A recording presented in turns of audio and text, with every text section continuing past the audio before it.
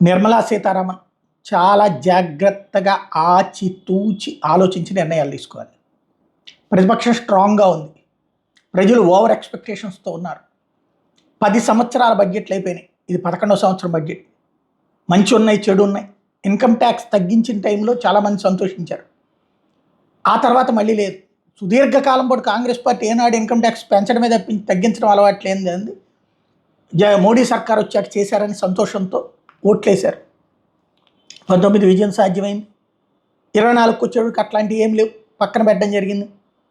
ఇప్పుడు పోను జిఎస్టీ లాంటి వాటి మీద అప్పట్లో సరదాగా ఉంది, సంతోషంగా ఉంది. ఇప్పుడు వెక్స్ అయిపోయారు. మొన్ననే మోడీ గారు చెప్పుకొచ్చారు, ఈ దఫా జాగ్రత్తగా ఉంటుంది, చాలా ఎక్స్పెక్టేషన్స్కి అనుగుణంగా ఉంటుందని, ఆర్థికపరమైనటువంటి అనేక అంశాలు చూస్తారని చెప్పారు. కాబట్టి మధ్యతరగతి పేద ప్రజలు ప్రతి ఒక్కళ్ళు ఆశలు పెట్టుకున్నారు. ఆ ఆశలకు అనుగుణంగా బడ్జెట్ తయారు చేయాల్సిన బాధ్యత నిర్మలా సీతారామన్ మీద ఉంది. 23వ తారీఖున బడ్జెట్ ప్రవేశపెట్టబోతున్నారు.